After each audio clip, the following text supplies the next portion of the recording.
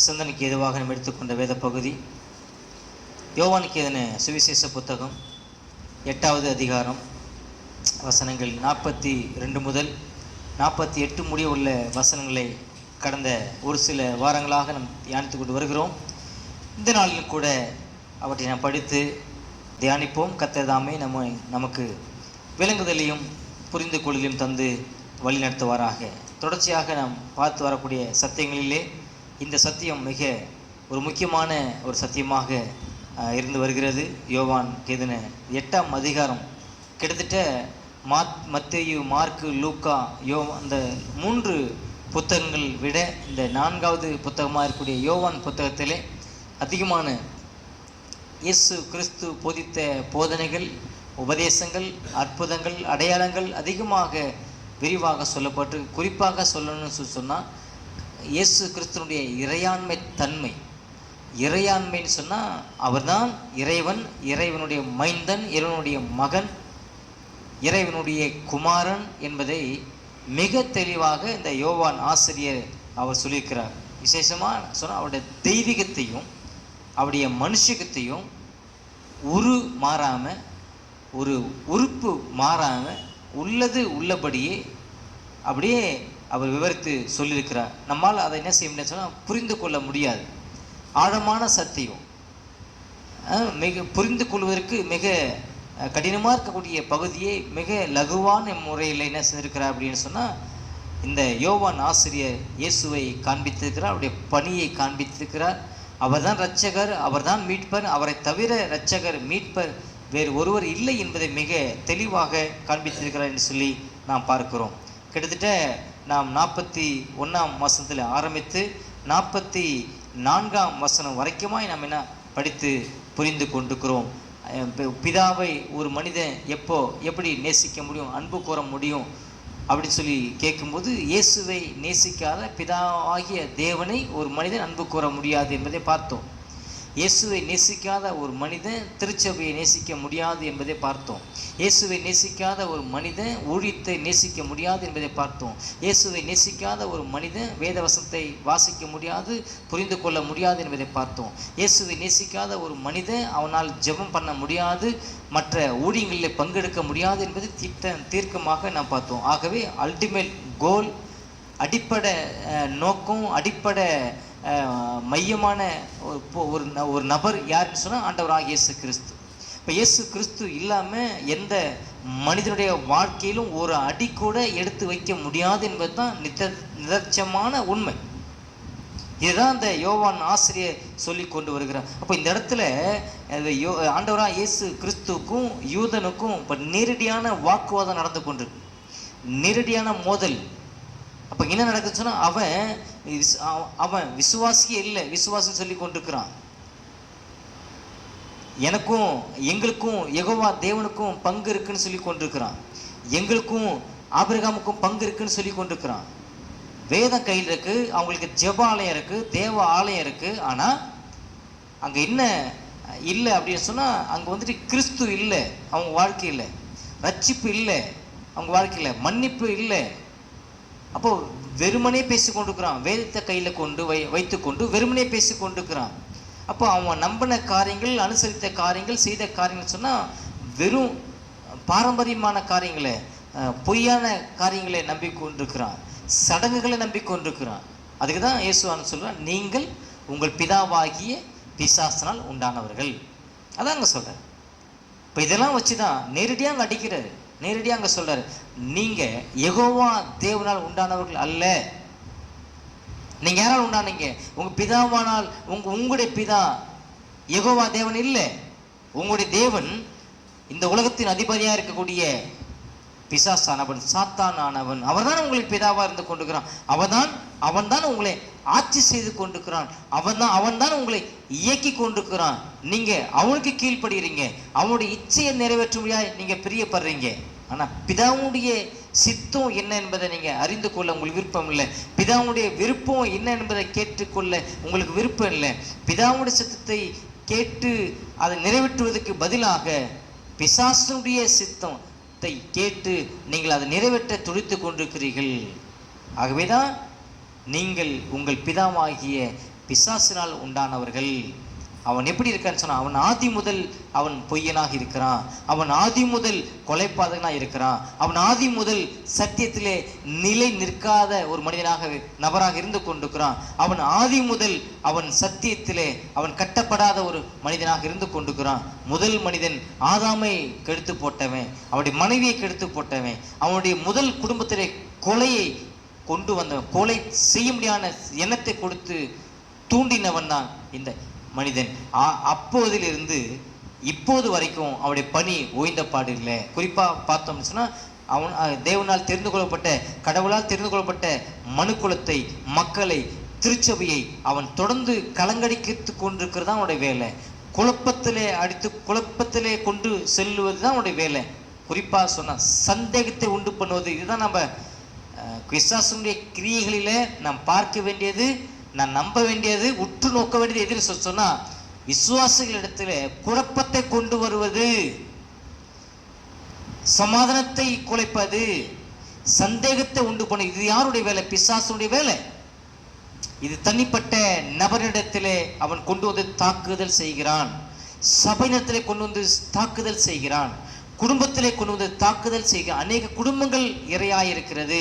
அநேக நபர்கள் இரையாயிருக்கிறார்கள். அநேக ஊழியக்காரர்கள் கூட இரையாயிருக்கிறாங்க. மறந்துடக்கூட, ஜாக்கிரதையா இருக்கணும். அநேக ஊழியக்காரங்க இங்க நின்று பேசக்கூடிய எத்தனையோ ஊழியக்காரங்க விழுந்து போயிருக்காங்க. பிசாசானவன் இன்னும் சொல்ல போனா, ஒரு மனிதன், ஒரு விசுவாசி எதுல பலகீனமா இருக்கிறான் அப்படி என்பது கடவுளுக்கு அடுத்தபடியா தெரிந்து வைத்திருக்க யாரும் சொன்னா பிசாசு. மறந்துடக்கூடாது. பிசாசுக்கு தெரியும் என்னுடைய பலகீனம் எது, நான் எதுல விழுவேங்கிறது அவனுக்கு தெரியும். அதை கொண்டு வந்து நிப்பாட்டிகிட்டே இருப்பான். ஒரு டைம்ல 2 டைம்ல ஆவிக்குரிய காரணம் நீங்க பலமா இருக்கும்போது, நீங்கள் நானும் பலமா இருக்கும்போது அதை நம்ம ஸ்கிப் பண்ணி கடந்து போயிடுவோம். ஆவிக்குரிய காரணங்களில் தொய்வு ஏற்படும் போது அதுல சிக்குவோம், அதுல மாட்டிடுவோம். அதுல விழுந்து விடுறதுக்கான ஏது இருக்கு. எத்தனை மனிதர்களை சொல்லலாம்? ஆபிரகாமை சொல்லலாம், ஈசாக்கா சொல்லலாம். ஒரு பொய் தீர்க்கதரிசியா இருந்து, ஊழியக்காரனா இருந்து அந்த இடத்துல என்ன செய்யணும்னா, ஆபிரகாம் ஒரு பொய்யை சொல்றான். அந்த பொய்யை சொல்றதுக்கு தூண்டினது யாரு? பிசாசு. அவருடைய மகன் ஈசாக்கு அப்பா செய்த அதே வேலையை, உங்க அப்பாவை வாக்குத்தத்தம் பெற்ற மனிதன், அந்த மனிதனே பொய் சொல்லிட்டான். நீ ஒரு பொய் சொல்லு, அதே பொய்யை அவன் பிள்ளை சொல்றான். ஈசாக்கு சொல்றானா இல்லையா? ஈசாக்கு சொல்றான். ஒரு தேசத்தை கவிழ்த்து போடுவதற்கு தாவீதை தோன்றான். யோசேப்பை தோன்றா. யோசேப்பு ஆவிக்குரிய காரணங்களே பலமா இருந்தான். அன்பானவர்களே, பிசாசு எவனை விழுங்கலாம் என்று சொல்லி வகை தேடி சுற்றி கொண்டு தெரிந்து கொண்டிருக்கிறான். குறிப்பா சபையில உள்ள மக்களை அவன் கவிழ்க்க இரவும் பகலும் வேலை பார்த்து கொண்டிருக்கிறான். அது மட்டும் இல்லை, குற்றம் சுமத்துகிறது அவனுடைய வேலையா இருக்கிற தந்திரம். அவன் தந்திரசாலி, மகா புத்திசாலி. இதெல்லாம் நம்ம 44ஆம் வசனம் வரைக்கும் நாம் படித்திருக்கிறோம், புரிந்திருக்கிறோம். இப்போ 45ஆம் வசனத்திலே நாம் படிப்போம் என்று சொன்னால், நான் சத்தியத்தை சொல்லுகிறபடியினால் நீங்கள் என்னை விசுவாசிக்கிறது இல்லை இங்க சொல்ற. ஆண்டவரே இந்த இடத்துல ஏன் யூதன் எதிர்க்கிறான்? ஏன் அவனால் கீழ்ப்படிய முடியல? ஏன் அவரை பகைச்சிட்டே இருக்கிறான்? ஏன் அவர் பேரில் இவ்வளோ கால் புணர்ச்சியை, மண்கொடுமையை செலுத்திட்டே இருக்கிறான் அப்படின்னு சொன்னால், இயேசு சொல்லக்கூடிய அனைத்தும் சத்தியமாக இருக்கிறது. நான் சுயமாக வரல சொல்கிறாரா? நான் சுயமாக எதையும் பேசலை சொல்கிறாரா? நான் சுயமாக எதையும் செய்யலை அப்படிங்கிறத சொல்கிறாரா? அப்படின்னு சொன்னால் யாரை மெயின் பண்ணுறாரு? அவர் பிதாவை மெயின் பண்ணுறார். பிதா சொன்னதை நான் சொல்கிறேங்கிறாரு. பிதா அனுப்பாதவரை நான் யாரையும் சந்திக்கலைங்கிறாரு. அப்போ பிதாவை மையமாக கொண்டு, பிதாவை நோக்கமாக கொண்டு, பிதாவை தான் முதன்மையாக கொண்டு அவர் சொல்லிக்கிட்டே இருக்கிறார். அப்போ அவரை அந்த யூதர்களால் அவரை ஏற்றுக்கொள்ள முடியல. அப்போ விசுவாசம் இல்லைன்னு சொன்னால் அடுத்த பாவம் எங்கே வழி நடத்துதுன்னு சொன்னால், விசுவாசம் இல்லை அப்படின்னு சொன்னால் அடுத்த பாவம் எங்கே நடத்துது? முரண்பாடுக்கு நேராக வழி நடத்துகிறது. இப்போ விசுவாசம் இல்லை அப்படின்னு சொன்னால் என்னால் ஒரு வேத பகுதியை புரிந்து கொள்ள முடியாது. எனக்கு விசுவாசம் இல்லை அப்படின்னு சொன்னால் வேத காரியங்களை, வேத ரகசியங்களை, வேத சத்தியங்களை, உண்மைகளை என்னால் விளங்கி கொள்ள முடியாது. அப்போ அவரோடு கூட வாழ்ந்த அந்த 12 பேர்ல ஒரு மனிதன் தோமா, அவன் சொல்றான், எல்லா சீசர்களும் சொல்றான், இயேசுவை நாங்கள் கண்டோம், இயேசுவை நாங்கள் பார்த்தோம் அப்படின்னு சொல்றான். இல்லை, நான் நம்ப மாட்டேன், நான் நம்பவே மாட்டேன். எப்போ நம்பவும் தெரியுமா? அவர் என் கண்ணுக்கு முன்னாடி வந்து நிற்கணும், காட்சி அளிக்கணும். அப்ப காட்சி அளிச்ச உடனே அவரு கையில நான் என்ன செய்யணும், என்னுடைய கையை என்னோட விரலை விட்டு பார்க்கணும், அப்பதான் நான் நம்புவேன். அதோட கூட இன்னொரு அடையாளம், அவருடைய விழாவில் என்னோட கை விட்டு பார்ப்பேன். எவ்வளவு மடத்தனமான ஒரு பதில் அங்க சொல்றான் தோமா. நடந்தா இல்லைங்களா? இது நடந்தது, இது நடந்தது. அவன் சொன்ன அடுத்த நிமிஷமே உங்களுக்கு சமாதானம் சொல்லிட்டு மகிமின் சரீரத்திலே கிறிஸ்து வந்து வெளிப்படுகிறார். தோமாவே, என்னை தொட்டு பார்க்க ஆசைப்பட்டியா? வா, கிட்டக்கு வா, இதான் என்னோட கை, என்னோட கையை உன்னுடைய விரலை விட்டுப்பார், என்னோட விழாவில் உன்னுடைய கையை விட்டுப்பார். சொன்னாரா இல்லையா? சொல்ற. இந்த அப்போஸ்தலனுக்கு என்ன இல்லை? விசுவாசமே இல்லை. இவங்க யாரா இருக்கிற மாறிட்டான்? அவிசுவாசியா மாறிட்டான். அவிசுவாசமா அங்க கடிந்து கொள்கிறா. நீ அவிசுவாசியா இராமல் விசுவாசியா இரு. முதல்ல நீ விசுவாசியா நடந்து கொள். நீ ஒரு அப்போஸ்தலன் சொல்லும்போது இயேசுவோடு கூட வாழ்ந்தவன், இயேசுவோடு கூட நீ பயணித்த மனிதன், இயேசுனுடைய அற்புதங்களை அடையாளம் கண்ட ஒரு மனிதன், இயேசுனுடைய பாடுகளை கண்ணால கண்ட ஒரு மனிதன், இயேசுனுடைய மரணத்தை கண்ணால கண்ட ஒரு மனிதன், இயேசுனுடைய அடக்கத்தை நீ கண்ணால கண்ட ஒரு மனிதன், இயேசுனுடைய உயிர்த்ததுல கண்ணால கண்ட ஒரு மனிதன். அதுக்கு பேர் தான் அப்போஸ்தலன், விசுவாசி. ஆனா இந்த இடத்துல நீ யாரா இருக்கிற? அவிசுவாசியா இருக்கிற. அவிசுவாசியா இராம நீ விசுவாசியா இரு அப்படின்னு சொல்லி அவருடைய விசுவாசத்தை அங்க கடிந்து கொள்ளுகிறார். அதுதான் நடைமுறை பாடம். இன்றைக்கு உங்களுக்கும் இதுதான் பாடம், எனக்கும் இதான் பாடம். நாமளும் சபையில வருகலாம், பங்கெடுக்கலாம், விசுவாசியை போல நாம் தோற்றம் அளிக்கலாம். ஆனால் யூதர்களைப் போல நாம் விலகி தூரத்தில் இருக்க முடியும், வாசல் படிக்கு வெளியிலே இருக்க முடியும். மறந்துடக்கூடாது. இந்த இடத்துல அவிசுவாசியாயிராமல் விசுவாசியாயிரு என்று சொல்லி தோமாவை கடிந்து கொண்டது போல இந்த ஜனங்களையும் கடிந்து கொள்ளுகிறார். இந்த ஜனங்கள் எப்படி யாரை நம்புறாங்கன்னு சொன்னா, இயேசுவை நம்பல, இயேசு சொல்லக்கூடிய சத்தியத்தை நம்பல, யெகோவா தேவன் சொல்லக்கூடிய சத்தியத்தை இவர் நம்பல. அவர்கள் யாரை நம்பினாங்க அப்படின்னு சொன்னா, சொந்த பொய்களையும் பாரம்பரியங்களையும் சடங்குகளையும் நம்பினாங்க. யூதன் யாரை நம்புறான்? பொய்களை நம்புறான். இயேசு சொல்லக்கூடியது அத்தனையும் மெய்யான சத்தியம், மெய்யாகவே மெய்யாகவே சொல்லிட்டே இருக்கிறாரு. இயேசு சொல்லக்கூடிய வார்த்தைகள் அனைத்தும் சத்தியம். அதை அவனை விசுவாசிக்க முடியல. அவன் எதை நம்புறான்? பொய்யை நம்புறான், பாரம்பரியத்தை நம்புறான், சடங்குகளை நம்புறான். இங்க இருக்கக்கூடிய ஒரு சிலராய நமக்கும் இதான் பிரச்சனை. சத்தியத்தை நம்ம நம்ப மாட்டோம். நல்லா யோசிச்சு பார்த்தோன்னா சத்தியத்தை நம்ப மாட்டோம். சத்தியம் சொல்லாததை எல்லாத்தையும் நம்பிட்டு இருப்போம், பொய்யானதை நம்பிட்டு இருப்போம். இதில் இங்கே உட்கார்ந்துருக்கிற நீங்கள் உங்களுடைய நிலைப்பாடு எனக்கு தெரியாது. யூதர்கள் எப்படி இருந்தார்களோ அது போல தான் அநேக நேரத்தில் நாமும் இருந்து கொண்டிருக்கிறோம். நீ இருந்து கொண்டிருக்கிற, நீங்கள் இருந்து கொண்டிருக்கிறீங்க. இவ்வளோதான். இதை தாண்டி வேற சொல்றதுக்கு ஒன்றும் இல்லை.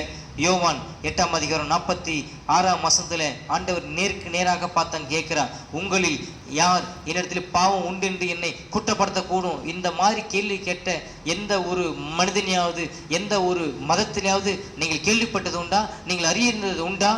இயேசு கிறிஸ்து மட்டும்தான் இப்படிப்பட்ட ஒரு வார்த்தையை முன்வைக்க, எண்ணில் குற்றம் உண்டு என்று உங்களில் யார் சொல்ல முடியும்? கையை நீட்டி கேட்குற. அப்படியே ஒரு மனிதன் கூட அவரை குற்றப்படுத்த முடியல. உன்ட்ட எப்படிப்பட்ட பாவம் இருக்குன்னு சொன்னானா?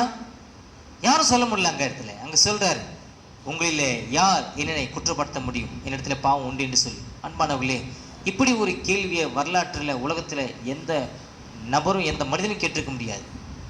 இயேசு கிறிஸ்துவை தவிர. இயேசு கிறிஸ்து பாவம் இல்லாத ஒரு நபர், அவர் பரிசுத்தமான ஒரு நபர், பாவம் இல்லாதவராக கன்னியின் மரியின் வயிற்றிலே பரிசுத்த ஆவியினாலே உற்பத்தி ஆகி அவர் பாலகனாக இந்த உலகத்திலே அவர் பிறந்தார். பாவம் இல்லாதவராக பிறந்தார், பாவம் இல்லாதவராக வாழ்ந்தார், பாவம் இல்லாதவராக அவர் வறந்தார், பாவம் இல்லாதவராக சிலுவை கொண்டு போகப்பட்டார், பாவம் இல்லாதவராக அவர் மரித்தார், பாவம் இல்லாதவராக அவர் அடக்கம் பண்ணப்பட்டார், பாவம் இல்லாதவராக உயிர் தெழுந்தார், பாவம் இல்லாதவராக பரமேறி சென்றார், பாவம் இல்லாதவராக மீண்டும் அவர் வருவேன் என்று வாக்கு பண்ணியிருக்கிறார். எவ்வளவு பெரிய ஒரு சத்தியத்தை இந்த யோவான் ஆசிரியை சொல்லி கொடுத்து கொண்டுகிறார். விளங்குதா? இந்த பகுதியை படிக்கும்போது நாம் என்ன நினைக்கிறோம், நம்ம என்ன யோசிக்கிறோம்? இயேசுனுடைய தெய்வீக தன்மையை இதை தாண்டி வேற யாரும் சொல்ல முடியாது. இயேசுனுடைய மனுஷிக தன்மையை இதை தாண்டி வேற யாரும் இப்படி சொல்லிவிட முடியாது. இவ்வளவு சொல்லியும் இயேசுவை யூதர்கள் விசுவாசித்தானா? விசுவாசிக்கல. தொடர்ந்து அவரை நிராகரித்துக் கொண்டே இருக்கிறான், தொடர்ந்து அவரை உதாசீனப்படுத்திக் கொண்டே இருக்கிறான், தொடர்ந்து அவரை புறக்கணித்துக் கொண்டே இருக்கிறான். இதுதான் உங்களுடைய என்னுடைய நிலைப்பாடு. நீங்க சபைக்கு தொடர்ந்து வந்து கொண்டு கூட நீங்க இயேசுவை புறக்கணித்துக் கொண்டே இருக்கிறீங்க, இயேசுவை தொடர்ந்து நிராகரித்துக் கொண்டே இருக்கிறீங்க. இயேசுவை உங்களுக்கு பிடிக்கல, இயேசுவை நீங்க விரும்பல, இயேசுவை நீங்க ஒரு ஆதாய பொருளாக தான் பார்த்து கொண்டிருக்கிறீங்க. இயேசுவை தன்னோட ரட்சகரா நீங்க பார்க்கல. தன்னோட ரட்சகரை என்னைக்கு பார்க்கறீங்களோ, தன்னுடைய மீட்பரை என்னைக்கு பார்க்கிறீங்களோ, அதுதான் உண்மையான ஆசீர்வாதம், அதுதான் உண்மையான ஒரு அற்புதம், அடையாளம் பெற்றதுக்கான ஆதாரம், சான்று. அதுதான் இங்க யாரும் சரி, இங்க இருக்கிற சிறு பிள்ளைகள், இங்க இருக்கிற ஒரு சிலராய் நான் பெரியவர்களாக இருந்தாலும் சரி, நாம் அறிய வேண்டிய ஒரு உண்மை, ஒரு சத்தியம் ஏன் சொன்னா, இயேசு என்னுடைய ரட்சகர், இயேசு என்னுடைய மீட்பர், எனக்காக அனுப்பப்பட்டார், மாம்சமும் ரத்தமும் உடையவராய் இருக்கிறதுனாலே. யூதர்களை பார்த்து ஆண்டவர் இப்படியாக நேரடியாக கேட்கிறார், சத்தியத்தை சொல்லி தொடர்ந்து கொண்டே இருக்கிறார், தொடர்ந்து சொல்லிக் கொண்டே இருக்கிறார். இயேசுவை அவர்களால் விசுவாசிக்க முடியல, கீழ்ப்படிய முடியல. அவருடைய அவிசுவாசத்தை தொடர்ந்து வெளிப்படுத்திக் கொண்டே இருக்கிறாங்க, அவிசுவாசத்தை வெளிப்படுத்திக் கொண்டே இருக்கிறான். நான் ஆவிக்குரியவன் என்று சொல்லி ஆவிக்குரிய குருட்டாட்டத்தில் இருந்து கொண்டிருக்கிறான் அந்த யூதன். நான் ஆவிக்குரியவன் என்று சொல்லி, நான் விசுவாசி என்று சொல்லி, நான் விசுவாசத்துக்குள்ளாய் வளர்ந்து கொண்டிருக்கிறேன் என்று சொல்லி, யெகோவா தேவன் எங்களுக்கு தேவன் என்று சொல்லி, ஆபிரகாம் எங்களுக்கு பிதா என்று சொல்லி தொடர்ந்து ஆவிக்குரிய காரியங்களே குருட்டுத்தனமாய் இருந்து கொண்டிருக்கிறான், ஆவிக்குரிய குருட்டாட்டத்தில் இருந்து கொண்டிருக்கிறான், தடவி தெரிந்து கொண்டிருக்கிறான். பாண்டவர்களே, இவ்வளோ பெரிய ஒரு பரிதாபமான ஒரு உண்மை இந்த இடத்துல இயேசு நேரடியாக கண்டிக்கிறார், நேரடியாக கண்டிக்கிறார். நீங்கள் பிதாவாகிய பிசாசினால் உண்டானவர்கள், யெகோவா தேவனால் உண்டானவர்கள. இதை சொல்றதுக்கு எவ்வளோ கட்சி வேணும் தெரியுங்களா?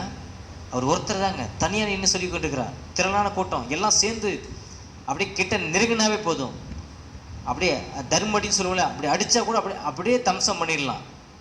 ஒரு பையன் கூட இயேசுனுட்ட கிட்டக்க நெருங்கவே இல்லை, ஒருத்தன் கூட கிட்டக்க நெருங்கலை, ஒரு மனித கூட கிட்டக்க வரல, எதிர்த்து பேசவே இல்லை. அங்கே சொல்ல, நீங்கள் உங்கள் பிதாவாகிய பிசாசினால் உண்டானவர்கள், பிதாவுடைய பிசாசினால் உண்டானதுனால தான் அவருடைய கிரியைகளை நீங்கள் செய்வதற்கு துடித்து கொண்டிருக்கிறீங்க. அவருடைய கிரியைகள் உங்களுக்கு பிடிக்குது, உங்கள் யெகோவாவுடைய கிரியைகள் உங்களுக்கு புரியல, பிடிக்கல. யெகோவாவுடைய காரியங்களுக்கு கீழ்ப்படிய உங்களுக்கு விருப்பம் இல்லை,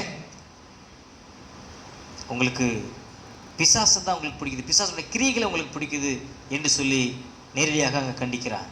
47ஆம் வசனத்தை படிச்சு பாருங்க. 47ஆம் வசனம் படிங்க. தேவனால் உண்டானவன் தேவனுடைய வசனங்களை கேட்கிறான். ஆமா, அதுதான். நீங்கள் தேவனால் உண்டாயிராதபடினால் செவி கொடாம இருக்கிறீர்கள். நேரடியாக சொல்ல பாருங்க, ஒரு பயமே இல்லைங்க. இங்க இயேசு கிறிஸ்துவுக்கு ஒரு பயம் இல்லை, ஒரு அச்சம் இல்லை, சந்தேகம் இல்லை. நேரடியாக டெலிபரேட்டா சொல்றாருங்க, நீங்க உங்களுடைய பிதாவாகிய பிசாசனா உண்டானீங்க சொன்னாரா? 44 சொன்னாரா? அவருடைய கிரியைகளை செய்யறதுக்கு உங்களுக்கு விருப்பம் இருக்கு சொன்னாரா? அவன் பொய்யை கடன் வாங்கி பேசல, சொந்தத்திலேருந்து எடுத்து பேசுறான் சொன்னாரா? அதே போல் நீங்களும் சொந்தமா அவருடைய கிரியைகளை இருக்கிறது நான் நம்புறதுனால சொந்தத்திலேருந்து எடுத்து பேசி கொண்டிருக்கிறீங்க. சத்தியத்தை அவன் நிலைத்திருக்கிறதில்ல, அதே மாதிரி நீங்களும் சத்தியத்தை நிலைத்திருக்க மாட்டீங்க. சத்தியத்தை அவன் புரட்டுறான், நீங்களும் சத்தியத்தை அவ்வளோ புரட்டுறீங்க சொன்னாரா? இங்கே சொல்றாரு, தேவனால் உண்டானவன் தேவனுடைய வசனம் கேட்கிறான், தேவனால் உண்டாராதபடியினால் எனக்கு செவி கொடுக்க மாட்டீர்கள், எனக்கு கேட்க மாட்டீர்கள் அப்படின்னு இங்கே சொல்லி முடிக்கிறார். எவ்வளோ பெரிய ஒரு வார்த்தை இங்கே 47ஆம் வசனத்தில் இங்கே சொல்லும்போது தேவனால் உண்டானவனுடைய நிலை முதல் பார்த்தோம் இல்லையா? யார் உங்களுக்கு பிதா? யெகோவா தேவன் உங்களுக்கு பிதாவா? இந்த உலகத்தின் அதிபதியாக இருக்கக்கூடிய பிசாசு அல்லது சாத்தான் பிதாவா? சொல்லி முடிச்சேன் இல்லையா போன வாரம், அதுக்கு முன்னாடி வாரம் படித்த மாதிரி. இப்போ இங்கே கேட்குறார் அதே மாதிரி தான். இங்கே ஒரு கொஸ்டின் வைக்கிறார், தேவனால் உண்டானவனுடைய மனிதனுடைய நிலைப்பாடு, தேவனால் உண்டாயிராதனுடைய நிலைப்பாடு இங்கே சொல்கிறார். இப்போ தேவனால் உண்டானவன் என்ன செய்கிறான்னு சொன்னால், அடிப்படையா அவன் வசனங்களை கேட்கிறான், அடிப்படையா அவன் வசனங்களுக்கு கீழ்ப்படுகிறான், வசனங்களுக்கு செவி கொடுக்குறான், காதை கொடுத்து கேட்குறான். ஆனால் தேவனால் உண்டாயிராதவன் கேட்க மாட்டான். கேட்குற மாதிரி பாவனை இருக்கும், ஆனால் கேட்க மாட்டான். கீழ்ப்படுகிற மாதிரி பாவனை இருக்கும், கீழ்ப்படிய மாட்டான். ஒப்பு கொடுக்குற மாதிரி பாவனை இருக்கும், ஆனால் ஒப்பு கொடுக்க மாட்டான். தேவனால் உண்டானவன் கீழ்ப்படிய செய்வான், ஒப்பு கொடுக்க செய்வான், அதுக்கு தன்னை முற்றிலுமாக தாழ்த்த அவன் செய்வான். இது வித்தியாசத்தை அங்கே சொல்ற. ரெண்டாவது காரியம் சொல்லும்போது, அவன் தேவனுடைய ஆவியில் வழி நடத்தப்படுவான். தேவனுடைய ஆவியிலே மட்டுமே, கடவுள் சொல்லுகிற சத்தியத்திலே, கடவுள் சொல்லுகிற இடத்திலே மாத்திரமே தங்கி இருப்பான். அவன் ஆராதிக்கிற காரியங்களா இருந்தாலும் சரி, அவன் வேலை செய்கிற இடங்களா இருந்தாலும் சரி, அவன் வாழக்கூடிய சமுதாயத்தில் இருந்தாலும் சரி, எல்லா இடங்களிலும், எல்லா பகுதிகளிலும், எல்லா நேரங்களிலும் அவன் கடவுளை மையமாக வைத்து வாழக்கூடியவன் தான் தேவனுடைய வழியிலே, தேவனுடைய ஆவியிலே வழிநடத்தப்படக்கூடிய ஒரு மனிதன். இதற்கு எதிர்மறையா செய்யக்கூடியவன் தேவனால் உண்டாயிராத மனிதன். எதிர்மறைதான். கடவுள் சொன்ன இடத்துக்கு போக மாட்டான், கடவுள் சொல்றதுக்கு கீழ்ப்படிய மாட்டான், கடவுள் சொல்றதை அவன் கேட்டுக்க மாட்டான், அதை ஒரு பொருட்டாக எடுத்துக்கொள்ள மாட்டான். தேவனால் உண்டாயிராத மனிதன். அடுத்து, தேவனால் உண்டான ஒரு மனிதன் என்ன செய்வான்னு சொன்னா, தன்னுடைய தேவனை பிதாவாக கொண்டிருக்கிறான். தன்னுடைய தேவனை பிதாவாக கொண்டிருக்கிறான். யெகோவா தேவனை பிதாவாக கொண்டிருக்கிறான். பழைய ஏற்பாடு ஆதியாகமம் ஆரம்பிச்சு புதிய ஏற்பாடு வெளிப்படுத்தல் வரைக்கும் பிதாவாகிய சொன்ன தேவன் சொன்ன அனைத்து சத்தியத்துக்கும் அவன் செவி கொடுக்கிறான், அவன் கீழ்ப்படுகிறான், அவரை பிதாவாகவே கொண்டிருக்கிறான்.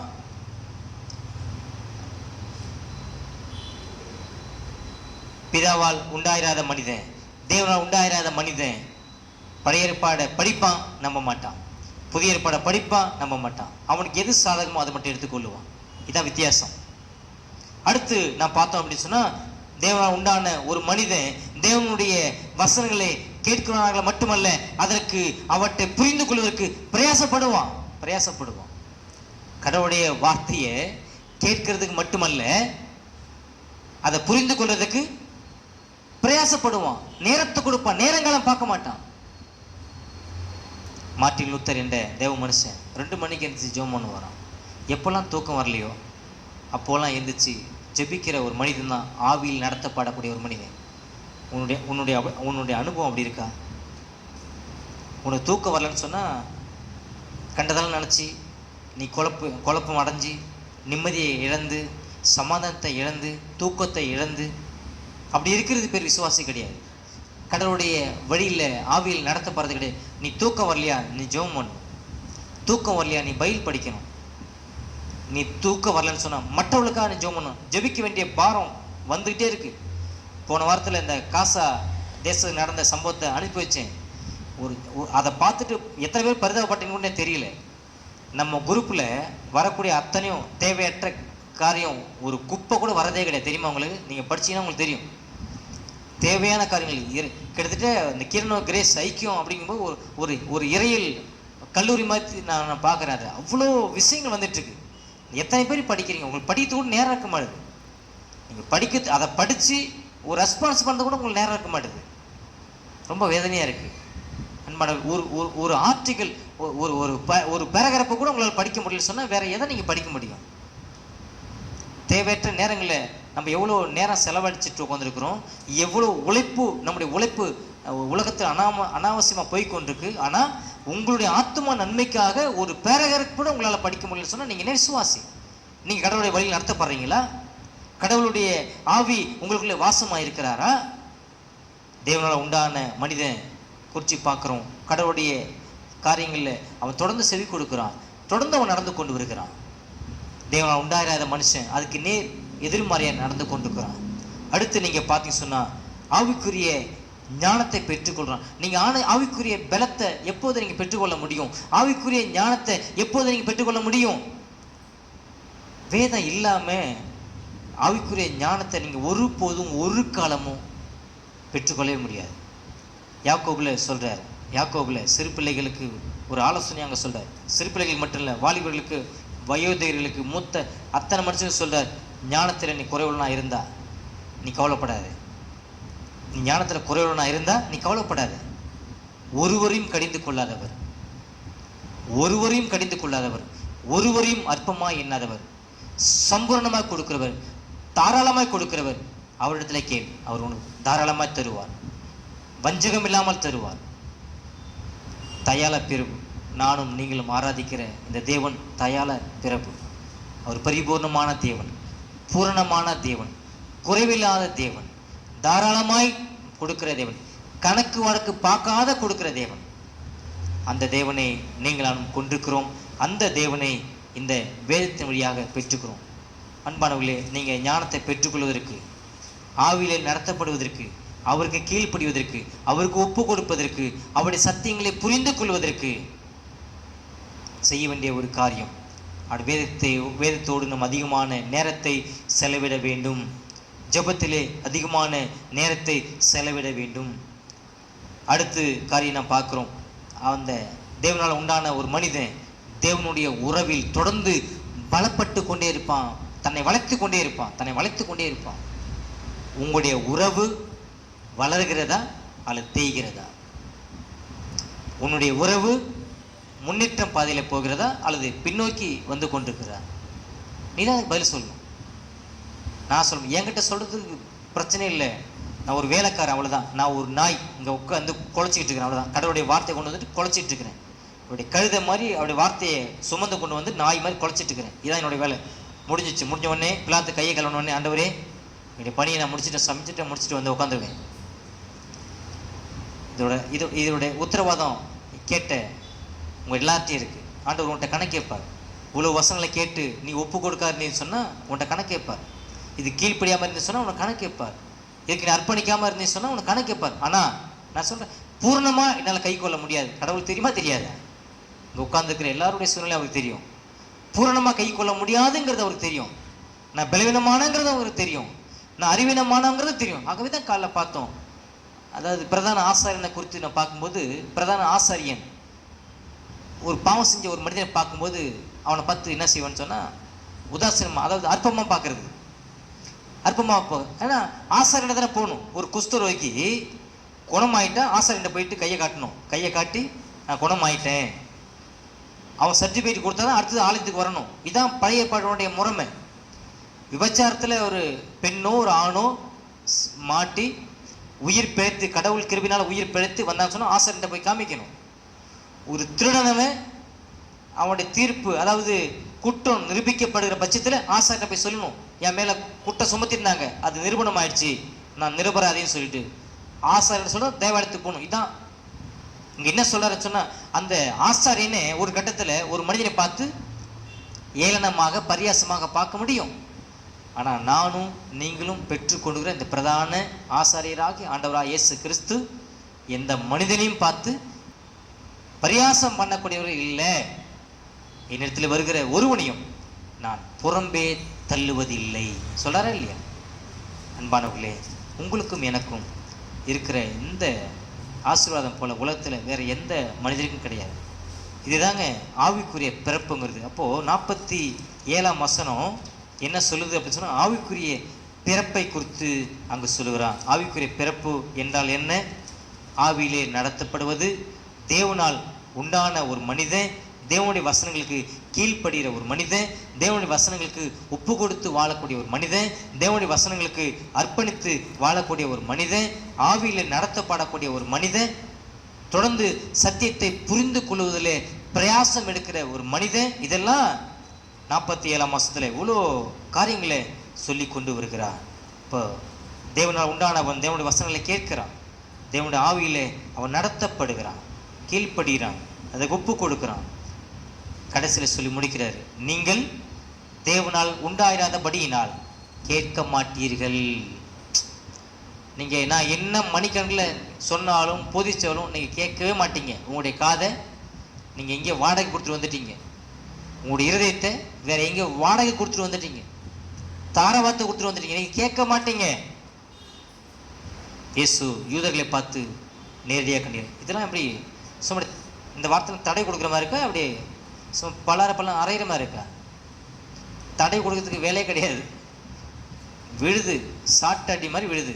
இதை படிக்கும்போது நான் இவ்வளோ அடி வாங்கினேன், படிக்கவே முடியல, இன்னும் முடிக்கவே முடியல. கிட்டத்தட்ட ஒரு மாதம் மேலே போயிட்டுருக்கு, 48ஆம் வசனம் வரைக்கும். அவ்வளோ காரியங்கள் ஆண்டவர் அங்கே சொல்கிறாரு. நீங்கள் கேட்க மாட்டீங்கன்னு சொல்லி நேரடியாகவே சொல்கிறார். ஏன்னா நீங்கள் தேவனா உண்டா இராதவங்க, நீ பிசாசுடைய பிள்ளைன்னு சொல்லிட்டார், நீ சாத்தான் தான் உங்களுக்கு பிதான்னு சொல்லிட்டார், அவனுடைய இச்சையை தான் நீங்கள் செய்து கொண்டிருக்கிறீங்கன்னு சொல்கிறார். அவன் எப்படி பொய்க்காரனோ அது போல தான் நீங்கள் பொய்யா சொல்லிட்டு இருக்கீங்கன்னு சொல்கிறாரு. நீங்க பொய்யில நிலைச்சிருக்கீங்க சொல்றாரு, பொய்ய நம்புறீங்க சொல்றாரு, பாரம்பரியத்தை நம்புறீங்க சொல்றாரு, சடங்குகளை நம்புறீங்க சொல்றாரு. ஆனா சத்தியத்தை நீங்க நம்பவே மாட்டீங்க, அவிசுவாசத்தோட வாழ்ந்து கொண்டிருக்கீங்க, விசுவாசமே உன்னிடத்துல இல்லை அப்படின்னு சொல்லி சொல்றாரு. விசுவாசியா? உனக்குள்ள விசுவாசம் காணப்படுதா? விசுவாசம் இருந்தால் இயேசு இந்த இடத்துல இவ்வளோ வார்த்தையை வைத்திருக்க மாட்டார். அந்த மனிதர்கள் மத்தியில் அவர்களுக்கு விசுவாசம் இல்லாததுனால தான், அவிசுவாசத்தோடு இருந்ததுனால தான் இவ்வளோ காரியத்தையும் சொல்லிக்கொள்ள. 48ஆம் வசனத்தில் சொல்லும்போது அவன் ஒரே வார்த்தையில் இவ்வளோ வார்த்தையில் சொல்லிகிட்டு இருக்கிறாரு பார்த்தீங்களா? அவன் ஒரே வரியில் சொல்லி முடிச்சிட்டாங்க. என்ன சொல்லி முடிச்சா தெரியுமா?